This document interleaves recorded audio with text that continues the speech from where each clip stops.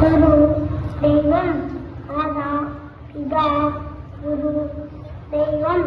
அப்படி இல்லடா கண்ணு, நான் சொல்றேன் கேளு.